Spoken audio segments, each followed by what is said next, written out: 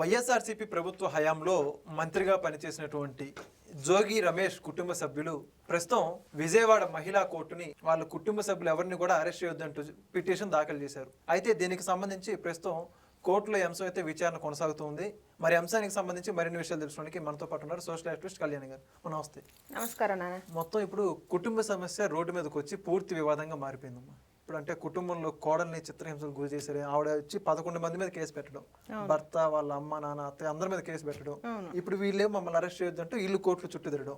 మొత్తం అంశం గురించి మీరు ఏమంటారు? దీని గురించి మనం మాట్లాడుకోవాలంటే దీన్ని క్షుణ్ణంగా పరిష్కరించాలన్నమాట. సామాన్యులైతేనేమో అక్కడ వెళ్ళక జరక్క సరే కట్నం కోసం ఏది ఇచ్చినానో ఏదో సమస్యలు ఉంటాయి, అక్కడ కోడల మీద జరుగుతుంటది, కొన్ని నడుతాయి. ఇక్కడ ఈయన ఆర్థికంగా స్థిరపడ్డాడు కదా, జోగు రమేష్ గారు పార్టీ పరంగా ఉండి ఆర్థికంగా స్థిరపడ్డాడు, మంత్రిగా చేసిండు. ఇప్పుడు మంత్రిగా మళ్ళీ ఇప్పుడు లేకపోయినా కూడా ఇంకా కొనసాగిస్తుండు, పదవిలో ఉన్న ఆయన కొనసాగించినట్టు కొనసాగిస్తుండు. ఆయన కింద ఉండ కార్యకర్తలుగా చెబుతుండు, వైసీపీ పార్టీ తరఫున గట్టిగా పోరాడుతుండు. అట్టాటి నాయకుడు ఇంటి విషయంలో ఎందుకు తప్పు చేసిండు, ఎందుకు పోరాడలేకపోయిండు? ఒక ఇంటి ఆడపిల్లని నీ ఇంటికి తీసుకొచ్చుకునేటప్పుడు నీకు నీతి నిజాతుల మీద ఎందుకు లేకుండా పోయింది? ఒక వ్యక్తిగా నువ్వు ఒక పెద్ద మనిషివి, ఎందుకు లేకుండా పోయింది? నీకు అట్టాడు కూతురు ఉందిగా. జోగి రమేష్ గారికి ఇప్పుడు పరా ఇంటి ఆడపిల్లలు తీసుకొచ్చుకున్నప్పుడు నీ ఇంటి ఆడపిల్లని పరా ఇంటికి పంపిస్తున్నావు కదా, నీ బిడ్డ అసలు బిడ్డ కాదా?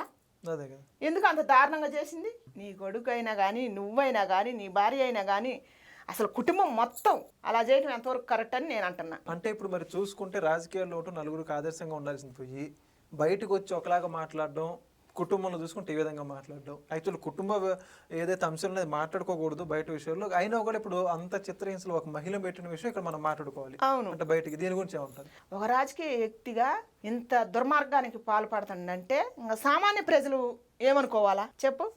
ఇంకేనేం నీతులు చెబుతుడు వచ్చి కార్యకర్తలకు ఏమి నీతులు నేర్పిస్తాడు? ఇంకా నేనే చేసినా మీరు కూడా చేయండి దౌర్జన్యం, మిమ్మల్ని నేను కాపాడతానని చెప్పటమే కదా జోగి రమేష్ గారు చేసిన పని. ఇది కొడుకుని మందని ఇయ్యాలా?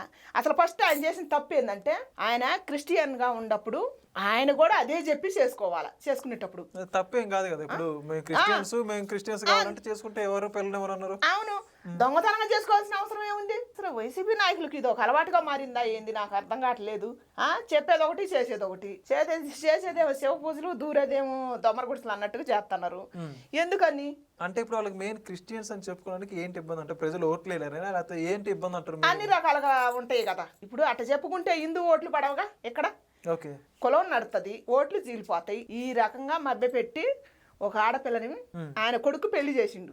చేసినాక మరి సరే అబద్ధం వాడి నువ్వు క్రిస్టియన్ అయినా కూడా హిందూ పిల్లని చేసుకున్నావు. చేసుకున్నప్పుడు బాగా చూసుకుంటాను, నీకేం రోగం? ఇప్పుడు నీకు నచ్చిన పూజ నువ్వు చేసుకుంటున్నావు, ఆమె నచ్చిన పూజ ఆమె చేసుకుంటుంది. వద్దంటానికి నువ్వెవరు? నువ్వు మళ్ళీ అందుట్లో ఒక రాజకీయ నాయకుడు కదా. నువ్వు న్యాయం ధర్మం ప్రజలకు చెప్పాలిగా, నీ పార్టీ తరపున కీర్తిని పెంచాలిగా జగనన్నకి. అది చేయకుండా ఈ కీర్తి పడగొడితే జగనన్నకి చెడ్డ పేరు రాదా? వస్తుంది కదా ఈ పరంగా. ఇప్పుడు ఏమంటారు యావత్తు ప్రపంచం? ఇప్పుడు జోగి రమేష్ గారు చేసిన విషయంలో జగన్నార్ పార్టీకి చెందిన వ్యక్తి అంట, పలానా జోగి రమేష్ అంట కోడల్ని ఈ రకంగా ఇబ్బంది పెట్టారంట అని చెప్పి యావత్ ప్రపంచం అనుకుంటుందిగా, దుమ్మెత్తిపోతుందిగా. మీ పార్టీ మీద ఉన్న నమ్మకం దిగజారుతున్నావుగా నువ్వే చేతులారా. అందుకని దయచేసి ఆడపిల్ల పట్ల అసభ్యకరంగా వ్యవహరించినందుకు ఒక కేసు వేయాలి. ఆడపిల్లని అబద్ధం చెప్పి పెళ్లి చేసుకొని మీ ఇష్టానికి లొంగ తీసుకోవటం వల్ల దానికి ఒక కేసు వేయాలి. ఇప్పుడు అనకూడదు కొడుకు వయసు, ఆయన లాంటి కొడుకు మాకు కూడా ఉన్నారు కాబట్టి, జోగి రమేష్ గారి కొడుకు లాంటి వాళ్ళు మనకు కూడా ఉన్నారు కాబట్టి ఆ పదం నేను వాడకూడదు తల్లిగా. అట్లాంటి ప్రదేశంలో ఉన్నప్పుడు ఒక ఆడపిల్ల జీవితాన్ని నువ్వు ఎలా అన్యాయం చేస్తావు? తప్పు కాదు. రాజకీయంలో దుర్బుద్ధే, జీవితంలో దుర్బుద్ధే, కోడల మీద దుర్బుద్ధే. ఇదేమనుకోవాలి మనం?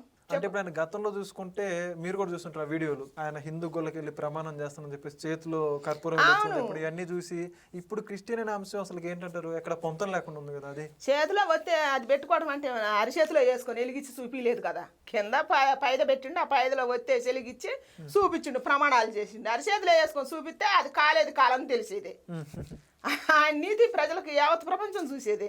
అందుకని దయచేసి జోగి రమేష్ గారికి ఇంత గడ్డి పెట్టాలని జగనన్న కోరుకుంటున్నాను నేను. జగనన్న గారు తింటారా? ఏనాలా మరి పార్టీ పరువు తీస్తుండగా. ఇది కుటుంబ అంశం కదా, అసలు కుటుంబ అంశం అయినా కూడా జగనన్న గారు తీయాలి, మాట్లాడాలి ఆయన. ఎందుకంటే పార్టీ పరువు పోతుంది, ఆయన పార్టీలో ఉన్న వ్యక్తి కదా. ఇప్పుడు మనం ఇంతకు ముందు ఎగస్పార్టీ ఉన్న పార్టీని మనం అన్నాం కదా, దుమ్మెత్తి పోసినాం కదా, మరి మనకు మన సిగ్గుపోదు, ఇప్పుడు మనం దొరికిపోయినాం కదా, అందుకని ఆయన మాట్లాడాలి ఎట్టేటప్పుడు. ఓకే, ఒక మహిళకు న్యాయం చేయాలా. ఆయన ఏమంటుండు ఇప్పుడు ఏపీ ప్రజల్ని, యావంత్ ప్రపంచాన్ని, ఇప్పుడు మీటింగులకు వచ్చినప్పుడైనా సభలకు వచ్చినప్పుడైనా ఏమంటుండు, అందరు నా అక్కలు, అందరు నా చెల్లెమ్మలు, చిన్న చిన్న పాపలకేమో నేను మేనమావనని చెబుతుండు జగనన్న. మరి చెప్పినప్పుడు ఆమె కూడా మహిళే కదా. జోగి రమేష్ గారికి వాడలు ఒక మహిళకి అక్కడ అన్యాయం జరుగుతుంది, ఆమె జీవితం సర్వనాశనం అయిపోయింది. వీళ్ళు ఏం చేస్తారు, మళ్ళీ వరకట్నం అని కూడా ఎక్కువ ఇంకా కట్నం కాదు, ఏం చేసుకుంటారు, బొందమైన వేసుకుంటారా ఏంది, ఆయనకుండా ఆస్తి జాలక మళ్ళీ ఇంకా వరకట్నం వేధింపులు కూడా ఉన్నాయంట. మరి దీని గురించి చర్య తీసుకోవాలని నేను కోరుకుంటున్నా గట్టిగా జగన్మోహన్ రెడ్డి అన్ననే.